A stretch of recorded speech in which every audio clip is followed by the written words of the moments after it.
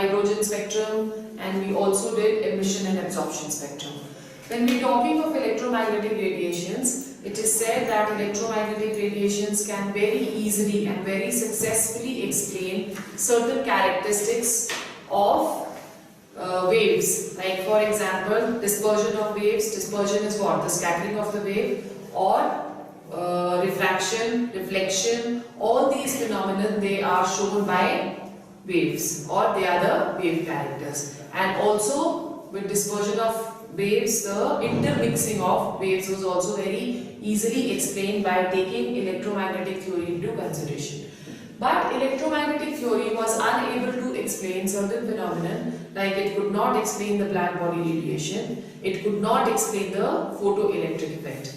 Both these effects, they were explained by the quantum theory of radiation, right? So when we are talking of the quantum theory of radiation, as I just said, that the electromagnetic radiation was unable to explain two phenomena.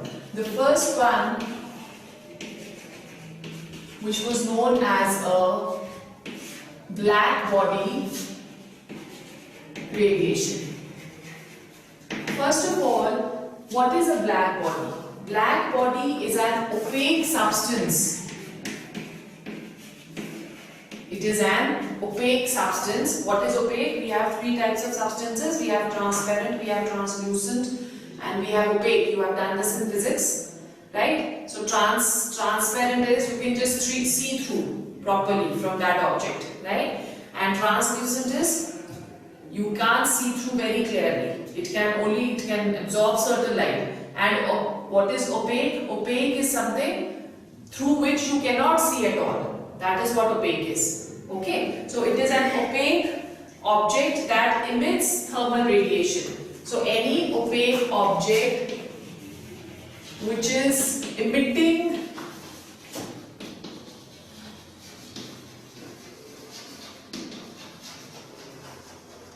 thermal radiation, that is what a black body is. So basically, when we are talking of a perfect black body which absorbs all the light which is falling onto it, okay, and does not reflect any. So it is what it is. At room temperature, such a body is going to appear as black.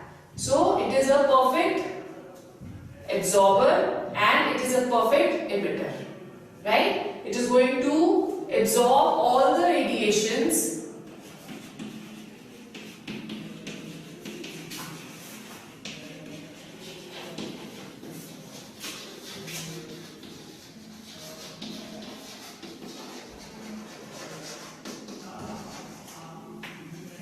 That is what a black body is. So it appears to us as black. Okay. Now when we increase the temperature, this is what we are seeing at room temperature. If we increase the temperature, then in that case what is going to happen?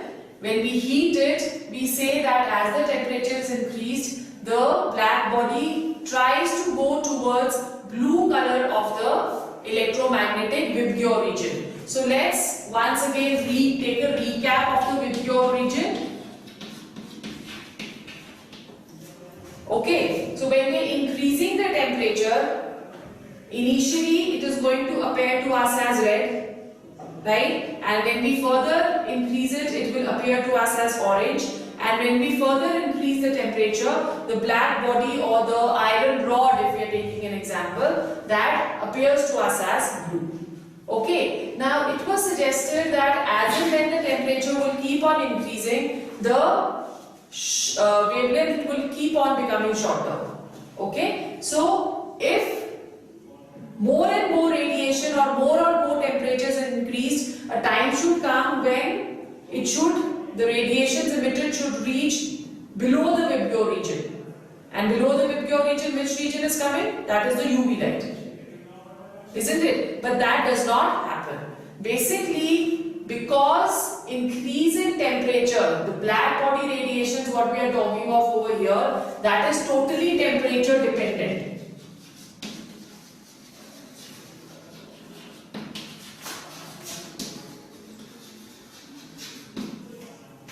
Right? That is totally temperature dependent. So on increasing the temperature and we are considering the wave theory, then according to the electromagnetic spectrum, the radiations emitted should come below the Vibgyor region into the UV region, which rarely does not happen. So over here the electromagnetic wave theory, that was given a question mark, right?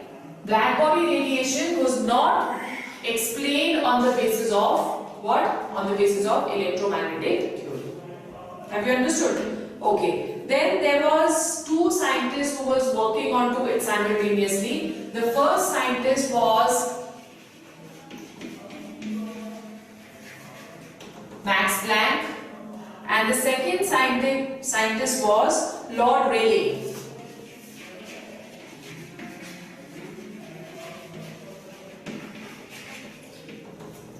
Lord Rayleigh. Both of them were working on the black body radiation and they described that if more and more intensity of radiation is given, then the intensity of black body radiation was a function of its wavelength. Right? As and when the intensity was increasing, the wavelength kept on increasing to a certain point and then the wavelength started, the intensity started decreasing and the wavelength was increasing. Okay, so it was as the temperature of the black body increases, total amount of light emitted per second increases. Total light emitted per second increases and the wavelength of the spectrum peak shifts to the blue color. That is what we have said over here, that if we keep on increasing the temperature, then it starts getting red, then orange, then green and then to blue. It keeps on shifting towards blue and blue has a shorter wavelength. Okay, so for example, if as I told you we are heating an iron bar. When we heat an iron bar, initially the iron bar will start appearing to us as red. Okay, we further increase the temperature, it starts appearing orange. On further increase, it starts appearing blue. Okay, so blue is the maximum intensity. After that, even if you keep on increasing the temperature, there is going to be no change in color. Right? So, blue and white, ultimately then it will appear to us as white. Okay, so wavelength of maximum emission from a black body is inversely proportional to temperature.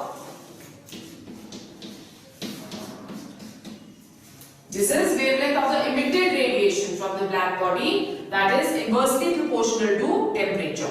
Shorter the wavelength, then what will happen? Higher is going to be the temperature.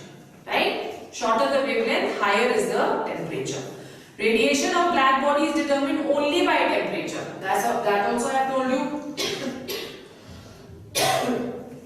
that it is only temperature dependent.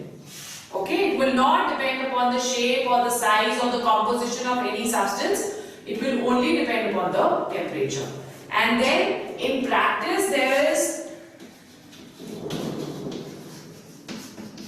no perfect black body. Practically there is no perfect black body except for graphite. Except for graphite. Graphite absorbs all the radiation falling on it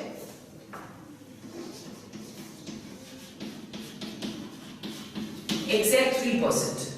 So only 3% of the radiation is not absorbed by graphite. Rest all the radiations are absorbed by graphite. Therefore, that is known as near to perfect black body. Okay. So after the black body radiation telling us that we cannot explain the effect of temperature on any body taking into account only the electromagnetic radiation, but there is certain particle behavior which is also present, which shows that the black body radiation or the black body is only temperature dependent. Okay, because while increasing the temperature we are going to increase the intensity of radiation.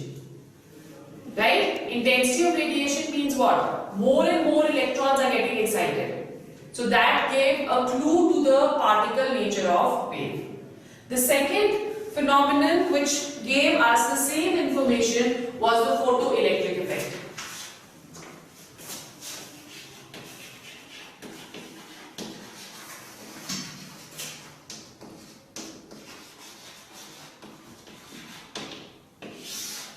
Photoelectric effect, the scientist who discovered photoelectric effect, his name was Hertz. Now, what did he say? He gave us an idea of the photoelectric effect. He said that if light of suitable frequency falls on a metal surface, here we are taking a detector, right? And here we have taken a metal. So if light of certain frequency falls on the surface of a metal, electrons are ejected.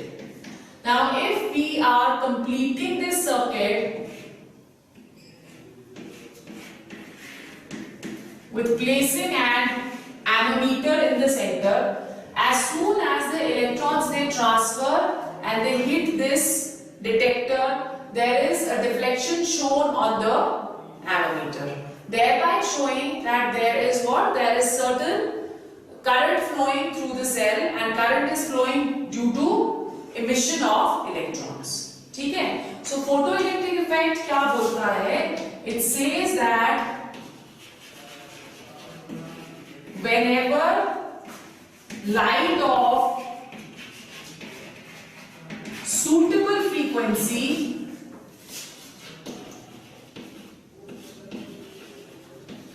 called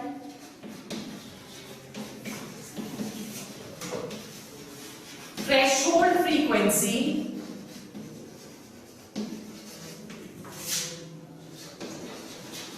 falls on the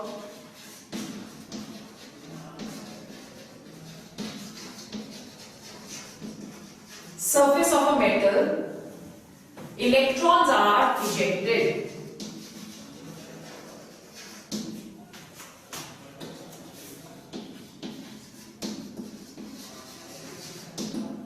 Right? Electrons are ejected. This is what the photoelectric effect was. Now, obviously, if something is moving, it should possess kinetic energy. Okay, so it was said that the kinetic energy of the ejected electrons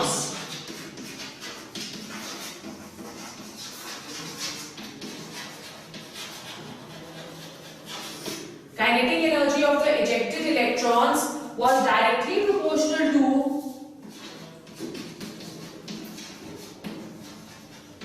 frequency of radiation, right? But was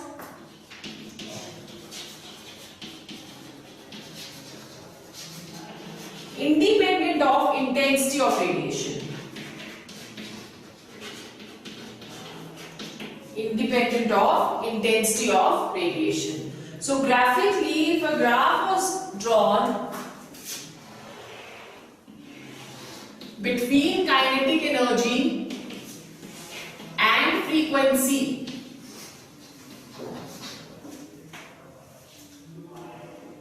the graph came to be as a straight line where this point, that is the threshold frequency.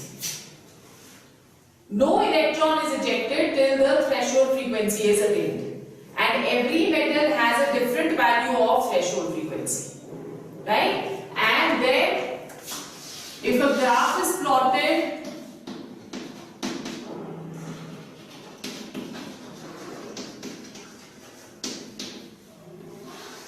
between kinetic energy and intensity, the graph comes as a straight line, thereby showing that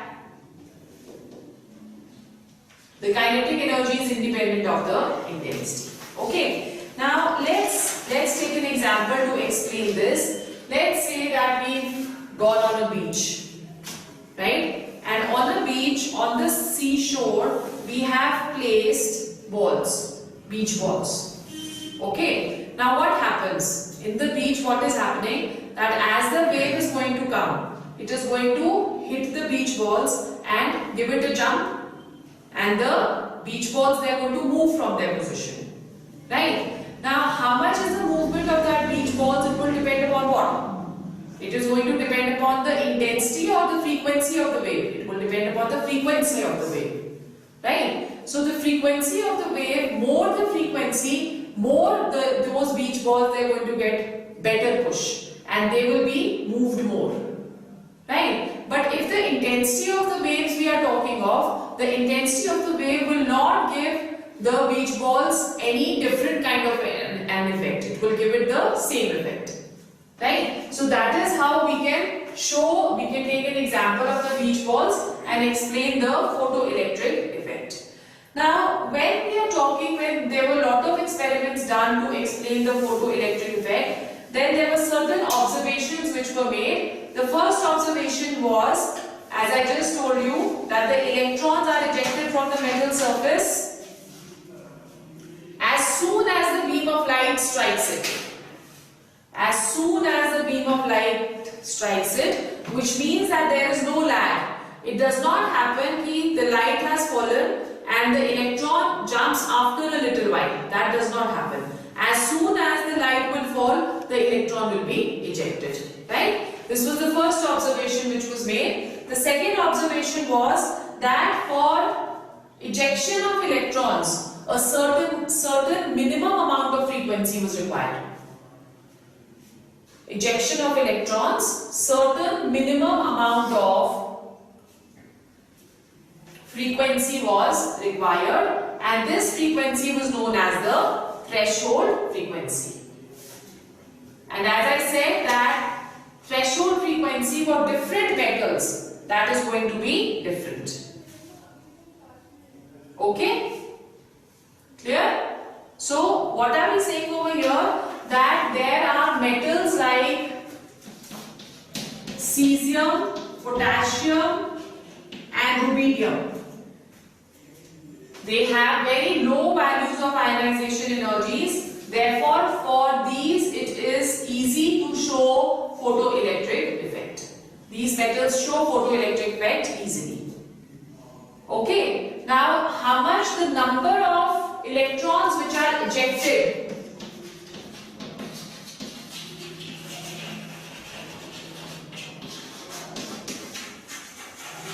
The number of electrons ejected depends upon what? That is going to depend upon the intensity of radiation. The incident radiation. Right? So we have two things, that first of all threshold frequency is required. Kinetic energy although is independent of intensity of radiation, but the number of electrons ejected, that is going to be what? That depends upon the intensity of radiation. Now this photoelectric effect, that was given a mathematical concept by Max Planck. So Max Planck gave his quantum theory saying that, what did he say? Max Planck, what did he say? That electrons are emitted discontinuously and not continuously. Yeah? Radiant energy, when we are talking of electrons over here, we say that radiant energy is emitted discontinuously and not continuously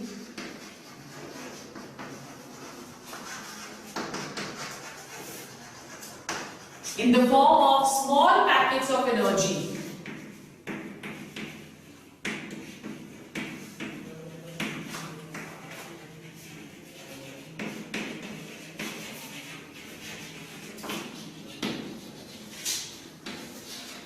In the form of small packets of energy called quantum.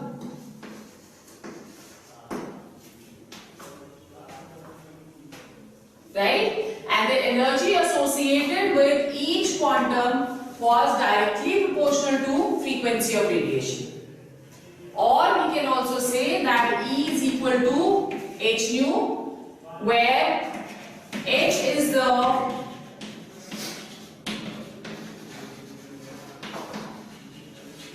Planck's constant, right? And it has a fixed value of 6.62 into 10 raised to power minus 34 joule second.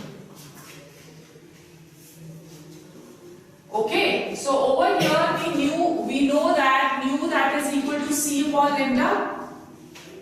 So E that will become equal to hc upon lambda.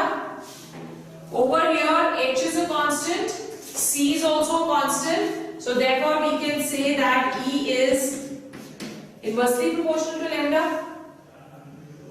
Higher the energy of radiation, less is going to be lambda, and this is what the black body radiation was also suggesting. Okay. Now in case of light, when we are talking, the quantum in case of light, that is known as photons. Okay. So this is what the Planck's quantum theory was. Now according to Einstein said that energy that is equal to what? mc square. Okay. Over here we are taking into consideration the velocity of light, and m is the mass of the electron. Yeah, photon over here, because we are talking of the photon. This relationship gives us the particle nature of waves, and this relationship is giving us the wave nature of electromagnetic radiations. Okay? So thus it was suggested that any radiation possessed both particle as well as wave character. Max Planck explained the photoelectric effect very, you can say, brilliantly. Let's see how. It is said that the energy of the electron, of any electron which is present, that is the sum total of the binding energy, the energy with which it is bound to the electron, and kinetic energy. Okay. Now E over here, that is equal to h nu according to Max Planck. Binding energy, that will be equal to h nu naught, right, plus kinetic energy. So kinetic energy of any ejected electron, that will be equal to what? h nu minus h nu naught. And if we take h as common, we get h nu minus nu naught. Right? So over here there are three observations or three conditions. The first condition is that if the frequency of radiation is equal to threshold frequency, the first condition. So if this is equal to this becomes 0. 0 into anything is also 0. So for this condition, kinetic energy, that is going to be equal to 0.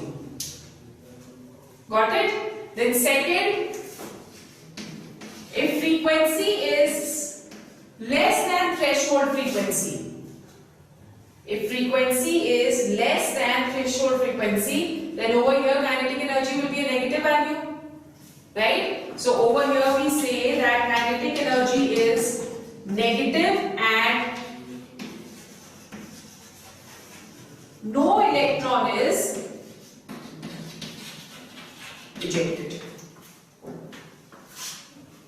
Okay, then the third condition is that nu is greater than nu naught, that is threshold frequency is greater than frequency of radiation is greater than threshold frequency. In that case, kinetic energy, that is going to become positive. Okay, and electrons will be ejected. Now over here, this relationship, that is h nu naught, This is also known as, this is also represented by omega naught, and this is also known as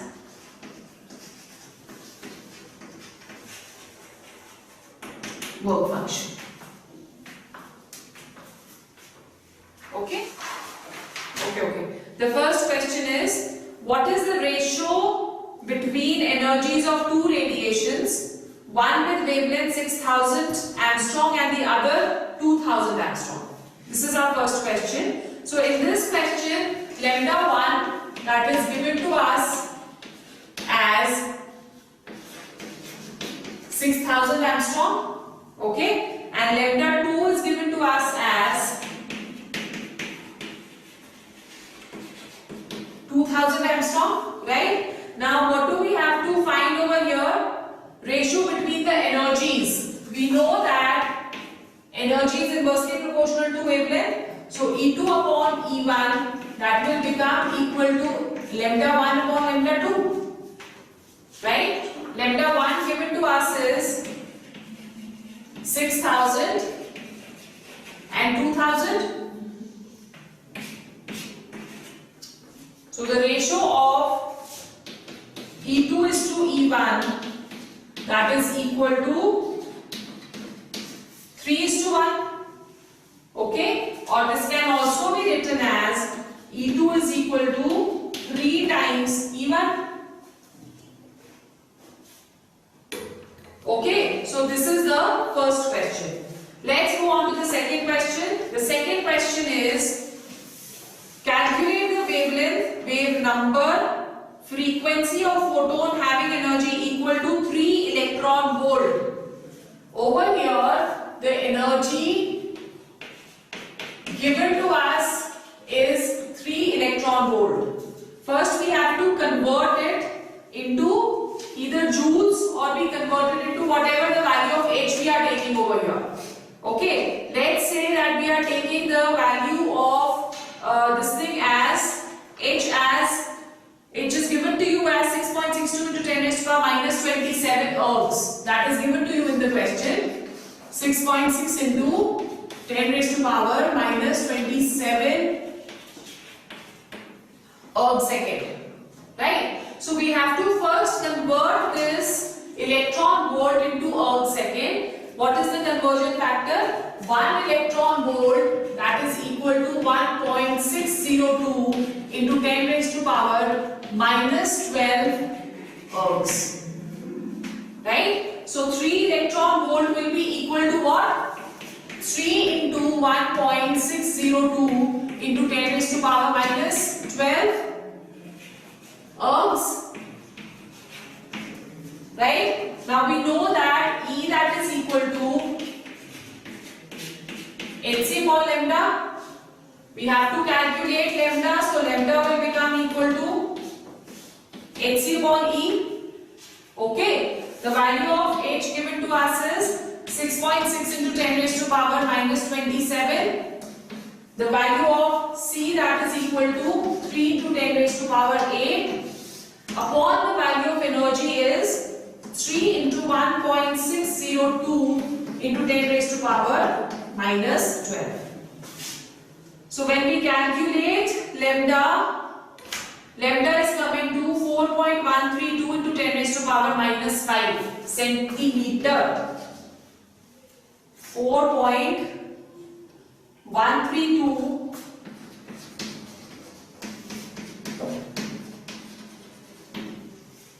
okay, then we can calculate nu. Nu is C lambda, or nu can also be calculated from energy. E is equal to H2. Okay, but let's say over here nu is equal to C upon lambda, so that will be 3 into 10 raised to power 8 meters per second. This is given in centimeters, so this has to be converted into meters. Or what we can do over here is take the value in centimeters, and over here also we can take the value in centimeters. Okay, divided by 4.132 into 10 raised to power 5. Right? So So this is coming to as what? Frequency is coming to as 7.26 into 10 raised to power 14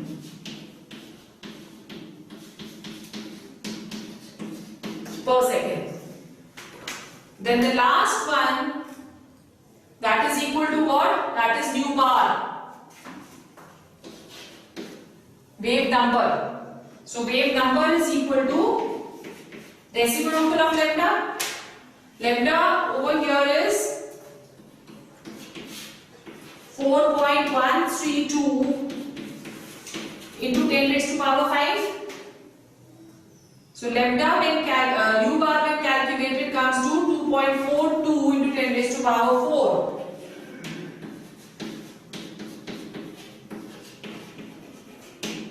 Per centimeter.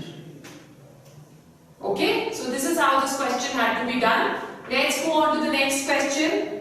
Question number 3 is electromagnetic radiation of wavelength 242 nanometers is just sufficient to ionize the sodium atom. Calculate the ionization energy in kilojoules per mole. H is given to us as 6.6. Okay, so lambda given to us in this question is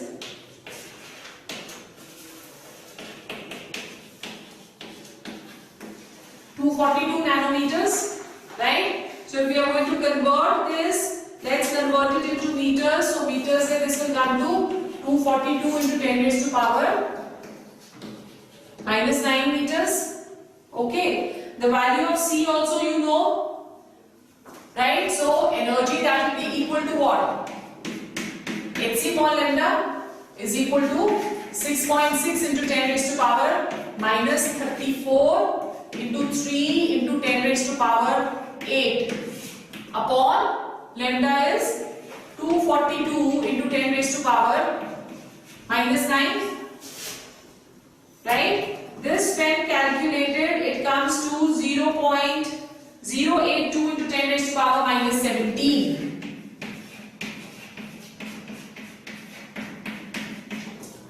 This is the energy per electron. Ionization energy is calculated per mole. So if you are calculating the ionization energy, that is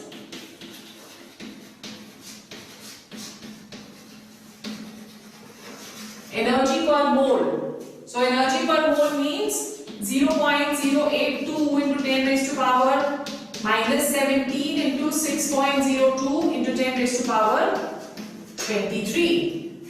So this when calculated comes to 493.6 kilojoules per mole. 493.6 kilojoules per mole.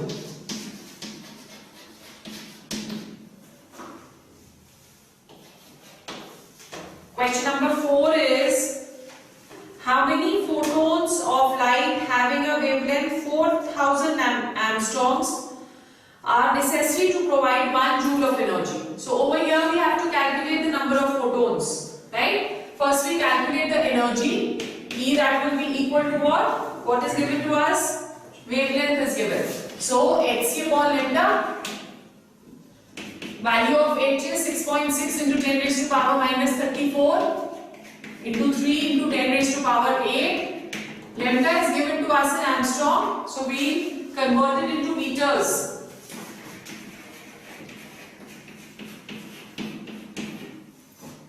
Four thousand into 10 raised to power minus 10. So energy when calculated comes to 4.965 into 10 raised to power minus 19 joules.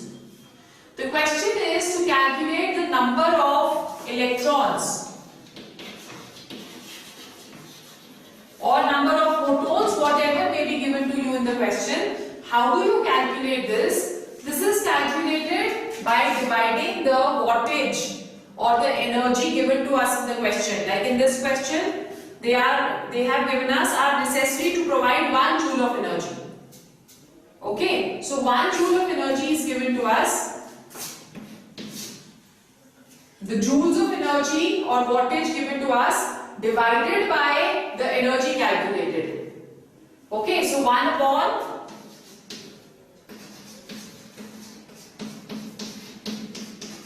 upon 10 raised to power minus 19. And this one when calculated comes to 2.01 into 10 raised to power 18. Remember one thing, that over here if in the answer you are getting a negative value of the power, 10 raised to power negative value in the answer, that means your answer is wrong. Because when we are calculating number of electrons has to be always positive. It can never be negative.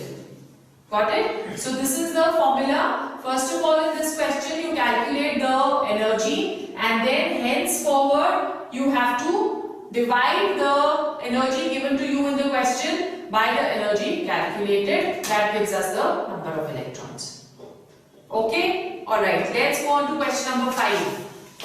Question number 5.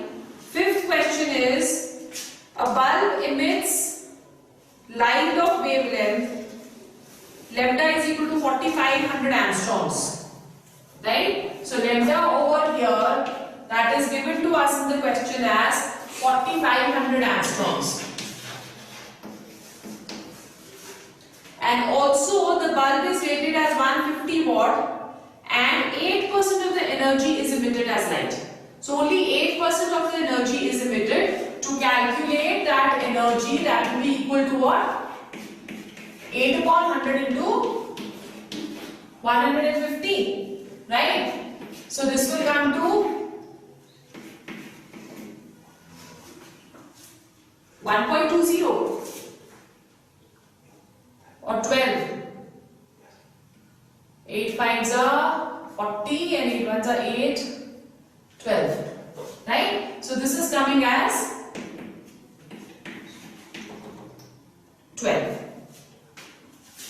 Right? So only 12 watt of the energy that is being emitted. Clear?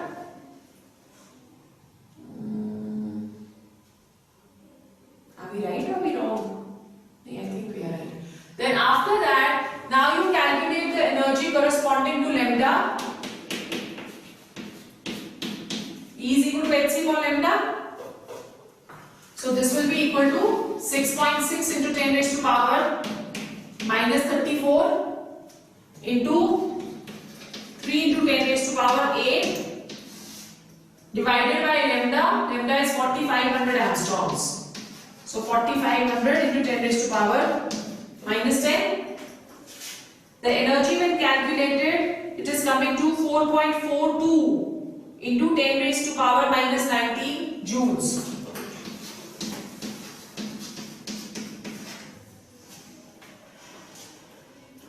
.42 into 10 raised to power minus 19.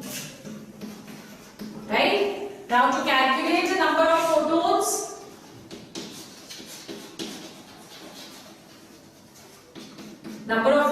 that will be equal to what? It will be equal to energy given to us upon energy calculated. 12 upon 4.42 into 10 raised to power minus 19. This is coming to 27.2 into 10 raised to power 18 photons. Okay? Alright then. Question number 6 is, a near ultraviolet photon of 300 nanometers is absorbed by a gas and then re-emitted as 2 photons. One photon is red with a wavelength of 760 nanometer. What would be the wave number of the second photon? Okay, so over here they have given us the total energy, okay, and we have 2 photons. So let's say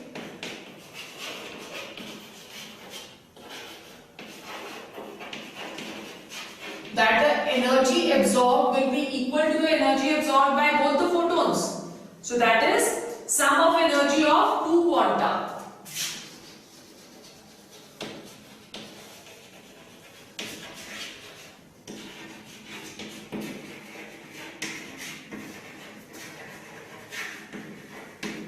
Sum of energy of two quanta. Okay. Let's say that the energy absorbed that is equal to Hc upon lambda. Lambda given to us is 300 nanometers. So that will be 300 ही दिया है ना? हाँ 300 nanometers को meters में convert करके 300 into 10 raised to minus 9. ठीक है? Then that is equal to the energy of the first photon. So for the first photon, lambda is given to us as 760. So Hc upon 760 into 10 raised to power minus 9 plus Hc upon the next lambda is not given to us. So let's take it as lambda and convert it into meters. So that will be equal to 10 raised to power minus 9 meters. From here we have to now calculate lambda. How will you calculate lambda from here? We can take Hc common. 1 upon 760 into 10 raised to power minus 9 plus 1 upon lambda into 10 raised to power minus 9. Okay? Hc, when we take it on this side, Hc and Hc can be cancelled. So what do we have? 1 upon 300 into 10 raised to power minus 9, that is equal to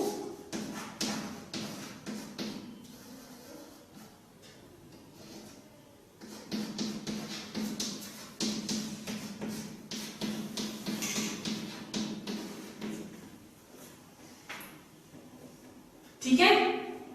What happens if we take the reciprocal? Or do we have to take an LCM first? If we reciprocate all of these, they will become the wave numbers, na? So wave number of this is equal to wave number 1 plus wave number 2. That is how it will become. So if we reciprocate, we take the reciprocal.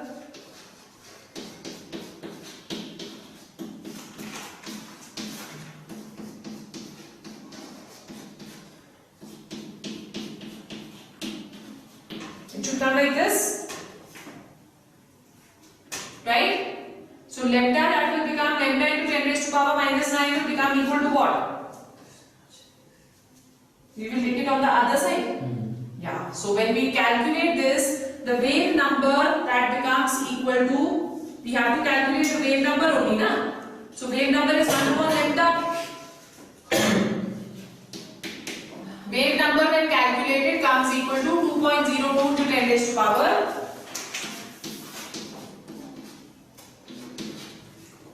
2.02 to 10 raised to power minus 3 per meter.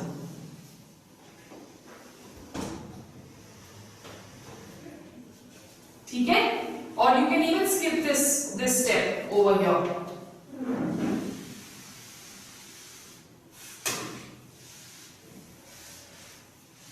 You can also skip this step over here. And 1 upon lambda that is equal to mu bar. So we can calculate 1 upon lambda from here only, directly. So 1 upon lambda over here will be equal to what? 1 into 1 upon 300 into 10 raised to power minus 19 minus 760 into 10 raised to power minus 9. Right? So 1 upon lambda can come from here and 1 upon lambda that is equal to mu bar. You need not calculate lambda. Directly calculate 1 upon lambda from here. Okay? Is it clear? So we do till here only then today.